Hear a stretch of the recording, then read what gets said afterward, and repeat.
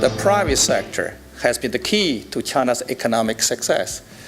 The private sector last year contributed 55% of GDP of China, 80% of jobs in China, and 90% of new jobs. So in that regard, the private sector play a more prominent role than countries like France and Spain, Italy, many other countries around the globe. So to me, China's economic success is not because of a state capitalism. China succeeded despite of the state capitalism. And today, given so much change, uncertainty, so there's a leadership deficit, even talent deficit among many democracies may be a challenge. The ruling party, the CCP, Chinese Communist Party, has 82 million members. That's not a small number to choose from. 82 million is bigger than the population of Germany. And because you have to go through so many hurdles, if I like you, you have to work your way up, and you have to be really lucky at every step. It's not easy. No system is bulletproof, but you have to be reasonably good to pass through 20, 30 hurdles, in the field, not just in theory, in debate, You see the best talents from around the globe will be competing like hell in China, okay? So including ability to innovate. So we have so innovation in the US, not necessarily by US people per se, and they could be coming from the British side, Italian side, Russia side, the Chinese side, India side. Especially Shenzhen, most innovative city in China, you see a flood of that in the making. So I'm very positive, especially we experience a cultural revolution. We're free. No glass ceiling, anything. So we really think free. Yes, cultural revolution has a lot of damage to China, but allow my generation to think about anything. No glass ceilings. So that will set China well. And also China probably is the most well-prepared economy because it past experience opening up China. China has been globalized. And also China has such a rich experience dealing with communism, socialism, extreme version of capitalism, That's what I mean, okay. Rudimentary level, intermediate level, advanced cities. We experienced everything, market economy, plan economy. So whatever, when you have so many people, political circle, business circle, experience so much, when you face the future with so much uncertainty, that's going to be a very strategic asset. Do allow different countries experiment different systems, okay. As long as humanity, diversity. When I go to Russia the first time, I see the Moscow, slow motion of life.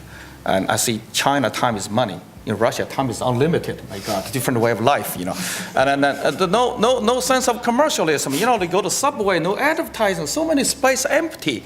So I said, I think I understand why Russia could continue to produce so many great ballet dancers. Why a high school math teacher could spend years calculating the synchronized the satellites. Our math teacher is so busy tutoring, they have no interest in calculating that. So I think, to me, with when globalization continues is the trend, I think it's even more important to preserve this difference in lifestyle, in system, because the different lifestyle, different system may be absolutely essential for different talents to emerge, okay? We should not live the same way. It's very important for humanity, for civilization to advance, okay? Will success be measured not in terms of the strengths of our armies or our ability to intervene in far-off lands or even our economic might? Will it be fought out across the airwaves, the internet, through our universities, in our sports stadia and concert halls, in terms of the role that we play in multilateral institutions, in terms of the role that we play in the EU, in the United Nations? In other words, our ability as countries to attract rather than coerce. Government has a real problem because one of the key paradoxes is that the more that government's fingerprints appear on the articulation of a country's attractiveness, the less attractive that country becomes. But I don't think we should forget the Asian financial crisis that happened before the Western financial crisis, and we should pause to think about the relative responsibility of government, of institutions such as the banks, and even of individuals in sparking that crisis. And I think that tells us quite a lot about the balance of power in society. The public really is more interested in, or has quite a nuanced view about that it is about the details of regulation, it is about particular mixes of regulation and competition, for public and private, if you want, seems to come out as one of the messages of this survey, and this is indeed what seems to, I would argue, what seems to be happening. Where do soft power and hard power deviate? And I think they deviate in the word power, because I suspect the word soft has more meanings than its originator intended, because really what this is about is a values-based brand Britain. It's not about influencing the behaviour of others. There is no more vexed issue in politics today than the health service.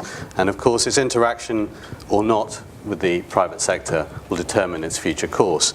Now, I always liked a German physician called Rudolf Virchow, who very cleverly said that politics was just medicine on a large scale, and medicine was just the biggest social science you could have. In terms of new drugs, though, I would say more broadly that people think we should get drugs in our health service at a fair price, and that they don't want to see pharma taking big profits out of the system.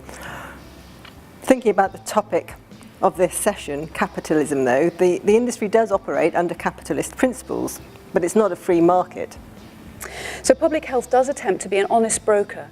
It's trying to synthesize the evidence, and NICE is a very good example of its activities. Synthesize the evidence to say, we have this evidence for primary, secondary, tertiary prevention. Where should we put our investment to best serve the current population and the future needs of the population? The other thing that I'd like to say about the pharmaceutical industry is we fundamentally believe in the value of the generic drug market. One of the things that maintains the sustainability of pharmaceuticals in the UK and many other markets around the world is the fact that these medicines go off patent, and after a period of time generics can come into the market, and therefore costs are sustainable in the longer term as newer medicines actually become available to wider patient populations as a consequence of the genericization. And as we've pointed out, is less than 15% of our market in the UK is actually branded. The vast majority of medicines are older medicines that are used in genericized and are actually comparatively relatively cheap.